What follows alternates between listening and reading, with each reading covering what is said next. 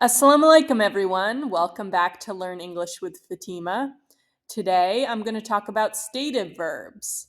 Now, you've probably learned that verbs are action words, but did you know that there's actually two different kinds of verbs?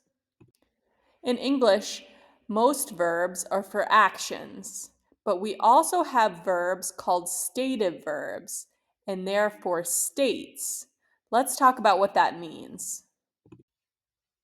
Stative verbs describe a state instead of an action, and they're not used in the continuous tense. Don't make that common mistake. And I will show you later in this lesson what mistake that would be and why you shouldn't use it. You can divide types of stative verbs into lots of different categories. In this video, I divide them into 4 different categories: feeling stative verbs, sensing stative verbs, thinking, and possessing. Let's look at all 4 categories. So feeling stative verbs are just what they sound like. Stative verbs about emotion, about likes, about dislikes, about wishes, hopes, desires. So here are some examples: like, love, hate, desire, adore, want, prefer. There's also need, wish, hope, dislike, appreciate, value, and mind. For example, I could say, my phone is broken, I need a new one. Or, I dislike broccoli, I prefer carrots.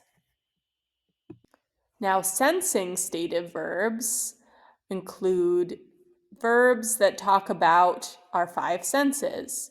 So we have sound, hear, feel, smell, taste, look, hurt, touch. So we could say, I smell pasta, I can't wait to eat. Or, I see your book, it's on the table. Thinking stative verbs are about beliefs, opinions, thoughts. So there's quite a few of thinking stative verbs. Here's some of them: believe, understand, think, know, mean, promise, doubt, remember, forget, agree, realize. There's also recognize, imagine, disagree, impress, concern, suppose, satisfy, and appear. So I could say, I think I left my computer in the car, or I forget the password to my email. Possessing stative verbs are about possession: have, own, possess, belong, include, contain, be, involve.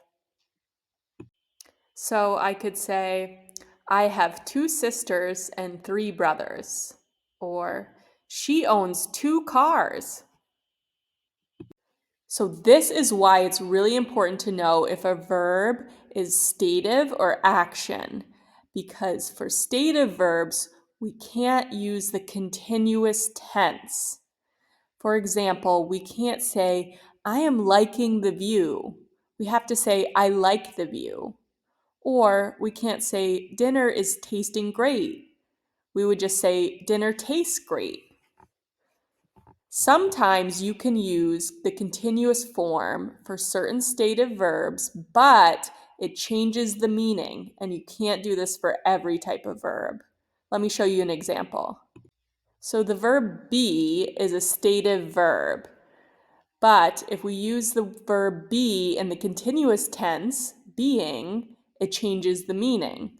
For example, if I said, you are silly, then I'm just saying, you're a silly person. That's part of your personality. Maybe you like to make jokes or laugh. If I said, you are being silly, that's actually talking about the present moment. You are acting or behaving silly right now. Do you see the difference? Thanks for watching, everyone. See you next time. Shukran. Bye.